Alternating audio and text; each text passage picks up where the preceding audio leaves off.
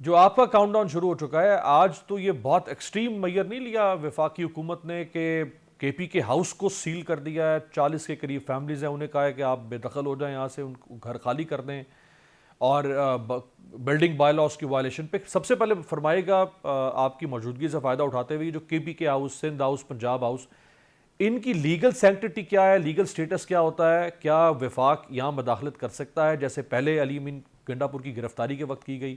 اور یہ سیل کرنا جو ہے اس کی کیا قانونی حیثیت ہے؟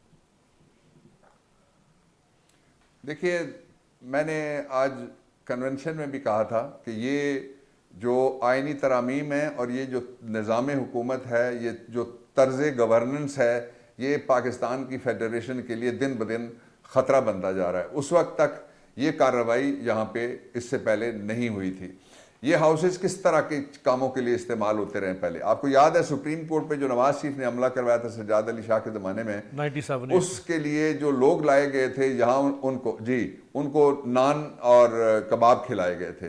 تو اب کس کے لیے استعمال ہوتے ہیں؟ جو وہاں کی گورنمنٹ ہے یہ اس کے لیے استعمال کرتے ہیں۔ میں آپ کو ایک اور خبر دیتا ہوں، وہ یہ ہے کہ جو فاٹا کا ہاؤس تھا اس پہ بھی قبضہ کر کے وہاں بھی کوئی بیٹھا ہوا ہے قابض۔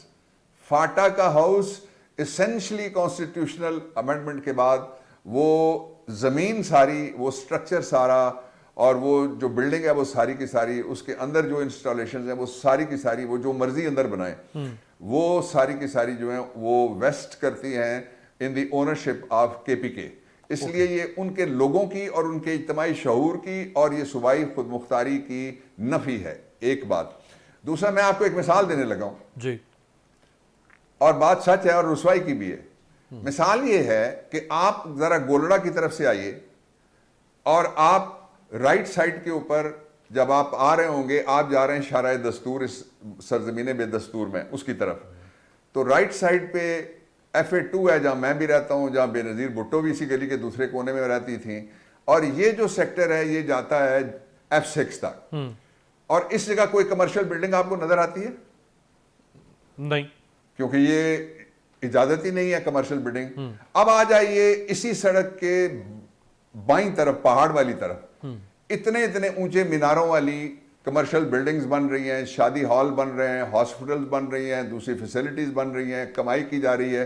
میں CDA سے اور جنہوں نے آج جا کے کے پی ہاؤس کو بند کیا ہے ان سے یہ میں سوال کرنا چاہتا ہوں، امیر آپ کے ذریعے میں یہ سوال ان تک پہنچانا چاہتا ہوں، اور میں پاکستان کے نظام کو نظام بے آئین بنانے والوں سے اور اس سرزمین کو سرزمین بے آئین بنانے والے سارے لوگوں سے میں یہ سوال کرنا چاہتا ہوں کہ کیا کبھی آپ سے کسی نے نقشہ مانگا؟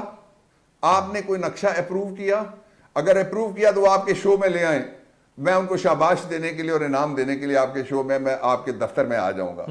نہیں کیا تو یہ کس نقشے کی بات کر رہے ہیں؟ اس سے آپ آگے چلے جائیے، آپ سپریم کورٹ تک چلے جائیے، تو سپریم کورٹ سے لے کے اور جتنی بھی باقی بلڈنگز بنی ہوئی ہیں، پوچھئے اس کا نقشہ کہاں ہے، کہ اس کا نقشہ کہاں ہے سوائے پاک سیکریٹریٹ کے بلڈنگز کے۔ I am not suggesting to demolish everything. I am not suggesting to remove everything. یہ ڈائیکاٹمی نہیں چل سکتی، یہ جو دو رنگی ہے یہ نہیں چل سکتی پاکستان میں، جس کو وچ ہنٹنگ، میں ایجوکیٹ کرنے کے لیے جس کو وچ ہنٹنگ کہتے ہیں، چیری پکنگ، یہ جو ہو رہا ہے جی، بیسکلی آپ بالکل دونوں لفظ آپ نے ٹھیک استعمال کیا امیر۔ بیسکلی جو اس وقت کاؤنٹ ڈاؤن شروع کروانے کی کوشش کی گئی ہے اور آج سے اس کا تیسرا سٹیپ لیا گیا ہے۔ پہلا سٹیپ وہ تھا جب ایک رننگ گورنمنٹ کو ایک سائفر کے ذریعے ہٹایا گیا، دوسرا سٹیپ وہ تھا جب وہ قائد اعظم ہاؤس، وہ جناح ہاؤس جس میں جناح کی برسی کی تقریب بھی نہیں ہوتی اور پتہ نہیں اس میں کون رہتا ہے، اس کو کبھی میوزیم نہیں بنایا جاتا ہے، اور ان کے وہ کرائے کے مکانوں کی چھوٹی چھوٹی کھولیوں میں جناح کا فیملی جو ہے وہ رہتی ہے، ان کے جناح کے گرینڈ چلڈرن ابھی موجود ہیں، ان کے حوالے کر دیں۔ تو یہ جو ڈرامے ہیں یہ اب ڈرامے نہیں چل سکتے۔ اس لیے میں آخری بات اس پہ کہنے لگا ہوں کہ جو کاؤنٹ ڈاؤن ہے وہ فیڈریشن کا آج تیسرا سٹیپ لیا گیا ہے صحیح معنوں میں، کہ کاؤنٹ ڈاؤن شروع ہو گیا ہے۔ اب ان کی ملکیت کے بارے میں آپ نے کہا تھا، میں اس پہ ایک بریک آپ کی اجازت سے، کی ملکیت ہے۔